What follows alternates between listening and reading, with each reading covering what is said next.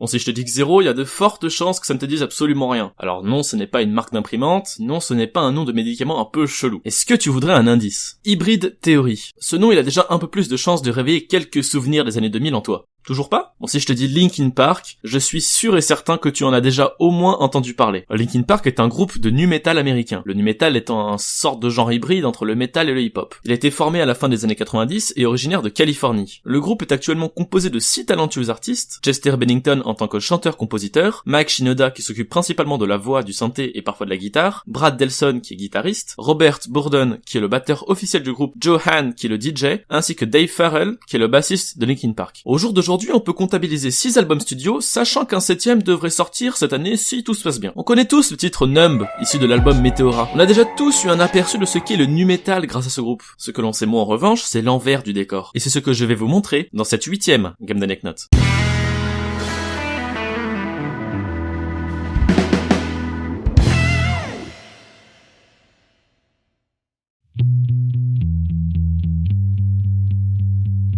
Tu te souviens de Xero, ce nom qui ressemble à un nom de suppositoire? Bon, en fait, ce n'est pas vraiment un nom de médoc ou de machine à laver. C'est tout simplement le premier nom qu'ont adopté les membres de Linkin Park en 1996. Cette époque, il y a 3 potes d'école, Mike Shinoda, Rob Bourdon et Brad Delson, qui créent Xero, puis qui décident de recruter John Hahn, Dave Farrell ainsi que Mark Wakefield. Bon, évidemment, c'était typiquement le groupe d'école qui jouait des chansons bien grasses et bien punk dans leur garage. Ils ont quand même réussi à l'époque à produire une démo de 4 chansons qu'ils ont nommées Xero. Bon, décidément, faut croire qu'ils n'avaient pas beaucoup d'imagination. Tu peux d'ailleurs cliquer ici pour écouter entièrement cette démo. Bon, si t'as été attentif, tu as pu entendre dans la première note de cette gamme d'anecdotes un nom qui t'est complètement inconnu. Bah si, je t'assure, j'ai parlé de Mark Wakefield, qui avait été recruté, blablabla, bref. Il se trouve que la démo qu'ils ont sortie en 1996 a été un énorme bide, et que la formation n'arrivait pas à trouver un éditeur. Évidemment, cet échec amène beaucoup de frustration et de tension entre les membres du groupe, ce qui poussera Mark Wakefield à quitter le groupe. Mike Shinoda, à l'époque, il lance alors une audition pour trouver un autre chanteur, et c'est Chester Bennington qui deviendra le 2e chanteur du groupe. Son arrivée déclenche le premier changement de nom du groupe qui se renommera Hybrid Theory. Et là, problème, le nom avait déjà été pris par un groupe d'électro, donc ils décident tous ensemble de se renommer Lincoln Park, oui, Lincoln, en hommage au Santa Monica's Lincoln Park. Et là, encore problème. Il semblerait que les membres du groupe ne pouvaient pas s'offrir le nom de domaine lincolnpark.com parce qu'ils n'avaient tout simplement pas assez d'argent. Un dernier changement pour le groupe qui s'appellera désormais Linkin Park et qui deviendra par la suite l'un des plus gros groupes à succès de l'histoire de la musique. C'est Mark Wakefield qui doit s'en mordre les doigts. Maintenant que le nom a été adopté définitivement, il faut faire le reste du travail qui est de sortir un ou des albums. Bah oui, être musicien, c'est un vrai métier. Tu te touches pas la quéquette 24 heures sur 24, hein. Bref, je m'égare. On faut savoir que Linkin Park de nos jours, c'est un groupe qui a explosé pas mal de records, notamment celui d'être le premier groupe de rock à avoir atteint les 1 milliard de vues sur YouTube. C'est aussi un groupe qui a vendu des millions d'albums et qui est reconnu dans le monde entier. Mais il faut savoir aussi que Linkin Park en 1998, bah c'est un groupe qui a été refusé 44 fois par plusieurs labels avant de finalement signer chez Warner Brothers, qui les avait refusés eux-mêmes 3 fois auparavant. Bon, les mecs, ils voulaient vraiment en découdre et réaliser leur rêve, et ça, c'est beau.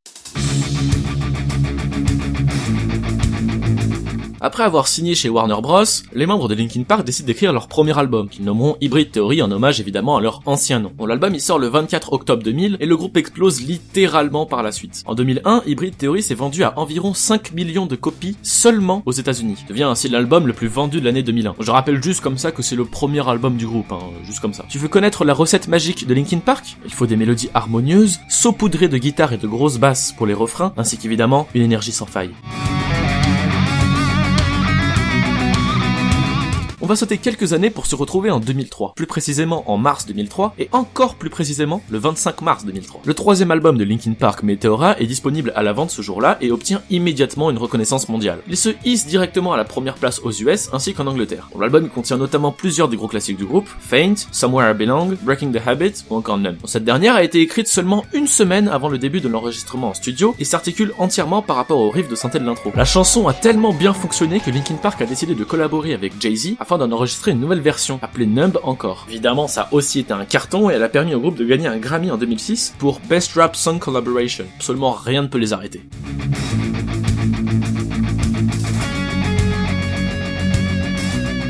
cette anecdote, on va parler de Chester Bennington, le chanteur rock de Linkin Park. On va dire qu'il n'a pas toujours eu beaucoup de chance dans sa vie. Entre ses 7 et ses 13 ans, il se fait abuser par un homme plus âgé que lui. À 11 ans, ses parents divorcent et cet événement déclenche sa chute dans le monde de la drogue. Consommer de la marijuana, de l'alcool et de la cocaïne devient son quotidien. À l'université, il se fait harceler continuellement par ses camarades de classe parce qu'il est différent et maigre. À 17 ans, il se fait virer de chez lui parce que sa mère découvre son addiction. Il décide alors de travailler un temps chez Burger King afin de pouvoir continuer d'acheter de la drogue jusqu'à passer ce fameux entretien avec les membres fondateurs de Linkin Park. Là tu te dis c'est bon, maintenant qu'il est dans Linkin Park, il se fait de la thune, il doit plus avoir de problème, nanana. Bon, je répondrai juste que pendant que Linkin Park faisait la tournée de Ozfest en 2001, Chester a été mordu par cette araignée dans son hôtel et que ça a provoqué ce que l'on appelle le loxocélisme. C'est quoi? Bah c'est ça. Bon appétit.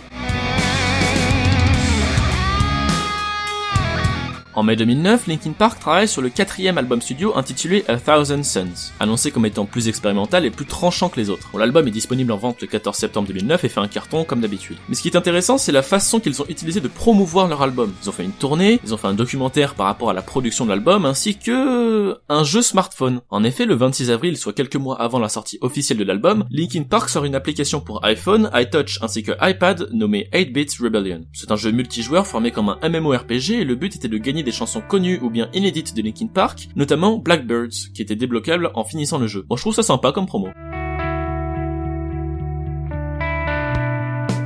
Hunting Party est le 6e album studio du groupe, sorti le 13 juin 2014. Cet album est un peu différent des autres parce que le groupe a décidé d'innover quant à leur façon d'écrire et de composer les chansons. En effet, les membres du groupe avaient l'habitude d'utiliser la méthode traditionnelle d'écriture. On écrit, on teste en groupe pour voir ce que ça donne, on réarrange si besoin, puis ensuite on enregistre. Pour Hunting Party, ils ont fait différemment. Ils ont décidé d'arriver au studio sans rien d'écrit, de travailler directement sur place sans aucune composition en backup. Brad Delson a d'ailleurs dit dans une interview que quelque chose d'inintentionnel pouvait être la meilleure chose qu'ils aient fait de la journée et que c'est justement ces potentielles erreurs qu'il fallait modeler pour faire de la belle musique. Moi je trouve ça vraiment beau comme façon de penser.